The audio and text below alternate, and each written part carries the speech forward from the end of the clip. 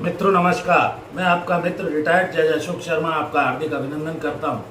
आज इस वीडियो में मैं ये बताने जा रहा हूं कि किसी भी ज़मीन के विवाद को आप कैसे समाप्त कर सकते हैं, अर्थात ज़मीन के विवाद को कैसे ख़त्म किया जा सकता है। वीडियो महत्वपूर्ण है, शुरू से अंत तक देखिए। इसमें बताई गई जानकारी आपके काम की हो सकती है। तो कोई भी ऐसी लैंड है, प्रॉपर्टी है जिस पर किसी तरह का विवाद है, और ज़मीन का विवाद अक्सर सुनने में आता है। हर व्यक्ति जब भी ज़मीन खरीदता है, सारे अगर डॉक्यूमेंट्स उसने चेक नहीं किए हैं, उसका पूरा रिकॉर्ड, पास्ट रिकॉर्ड ज़मीन का नहीं निकलवाया, किस किस को वो संपत्ति बेची गई पिछली और आज किसके कब्जे में है। यहाँ तक कि कई जगह इस मामले को लेकर आपसी विवाद में भाई भाई की हत्या तक कर देता है।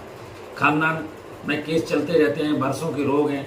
सिविल कोर्ट में 2-2, 3-3 पीढ़ी तक ज़मीन जायदाद के मामले चलते रहते हैं। सबसे पहले पेपर्स चेक कर लें। मैंने इस चैनल पर कुछ ऐसे वीडियो डाले हुए हैं, क्योंकि खानदान की लड़ाई में कई बार किसी ने आपकी ज़मीन हड़प ली, काबिज हो गया, ज़मीन की जमाबंदी नहीं कराई, कब्जा उसका है, उसने हथिया लिया।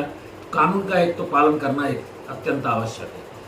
कई लंबे समय तक लोग काबिज हो जाते हैं। इसकी चूंकि कोई मैक्सिमम लिमिट नहीं है, सरकार ने अभी तक ऐसी कोई स्पष्ट पॉलिसी नहीं बनाई है, तो ऐसी स्थिति में इसकी मैक्सिमम लिमिट नहीं होने की जगह कोर्ट केसेस चल रहे हैं। फैसला समय से यदि आने लगे तो सब काम बढ़िया हो जाए। सिविल मामले जीवन निकल जाता है, लड़ते रहते हैं। कोई ने किसी को बेच दी, दूसरे ने तीसरे को बेच दी।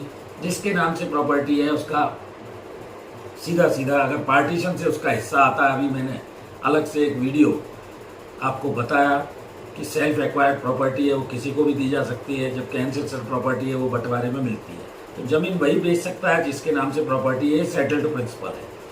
सबसे पहले डॉक्यूमेंट्स चेक कर लीजिए जब भी कोई अगर विवाद होता है। बाद में पार्टीशन सूट लगने पर जानबूझ के खतरा उत्पन्न हो जाता है। ऐसी स्थिति में अभी हाल ही में एक पटना हाईकोर्ट का फैसला आया जिसमें रजिस्ट्री नहीं अगर है तो ऐसी ज़मीन आपको नहीं लेनी चाहिए। उस व्यक्ति के नाम से रजिस्ट्री हो, बिहार राज्य हिस्सेदारी होने पर एंसेस्ट्रल प्रॉपर्टी वो आदमी नहीं बेच सकता अगर बंटवारे का कोई मामला लगा दिया गया, क्योंकि जमाबंदी के रिकॉर्ड में उसका अगर नाम इंद्राज है तो वो व्यक्ति की ज़मीन मानी जाएगी। अपने अपने हिस्से की ज़मीन ही आदमी केवल बंटवारे में भी अगर मिली है तो बेच सकता है, और उसकी जमाबंदी या जो रसीदी है टैक्स वगैरह पटाने की वो उसके नाम से होनी चाहिए। मालगुजारी की टैक्स जो गवर्नमेंट रेवेन्यू लेती है, कहीं नगर निगम लेती है, कहीं कोई अपने हिस्से की केवल ज़मीन को आदमी बेच सकता है। ये पटना हाईकोर्ट ने स्पष्ट तौर पर कहा है। धीरे धीरे इस बारे में अगर राज्य सरकारें कानून बना देंगी तो ये ज़मीन संबंधी विवाद कम से कम हो सकता है या ख़त्म हो सकता है।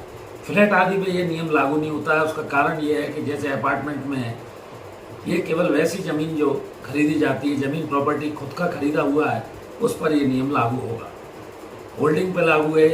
बेटे रिश्तेदार बेटी के नाम अगर कोई डीड कर दिए, गिफ्ट डीड कर दिए, वसीयत कर दिए, तो उस पर लागू हो सकता है। मालगुजारी की रसीद आपको जरूर टैक्स की पटानी पड़ेगी और वो दिखानी पड़ेगी। इसके लिए मैंने अलग से वीडियो बनाए हुए हैं कि जैसे ही आप कोई भी रजिस्ट्री कराते हैं तो आपको जमाबंदी जब भी आप कराते हैं उसकी आपको म्यूटेशन, जिसको दाखिल दफ्तर भी कहा जाता है, तहसील कार्यालय में पटवारी रिकॉर्ड में चढ़वा लेना चाहिए। रसीद कटेगी, टैक्स की रसीद मिलेगी।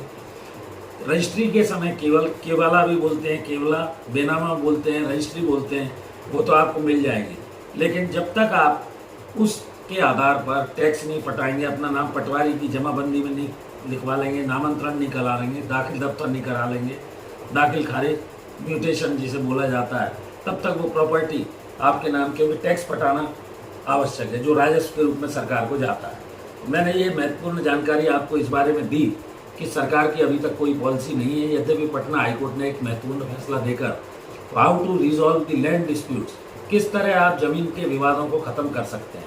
ज़मीन की कहीं भी खरीदें आप, सबसे पहले पेपर्स चेक करा लीजिए, मौके पर जाकर उसको देख लीजिए, पूरी उसकी जांच पड़ताल करने के बाद ही वो रजिस्ट्री कराएं, और जमाबंदी या जो पटवारी का रिकॉर्ड है म्यूटेशन में ज़रूर नाम चढ़वा लें। टैक्स अदा करते रहें जिससे उसका पूरा लीगली आपको अधिकार और स्वामित्व मिल सके। तो ये वीडियो कैसा लगा?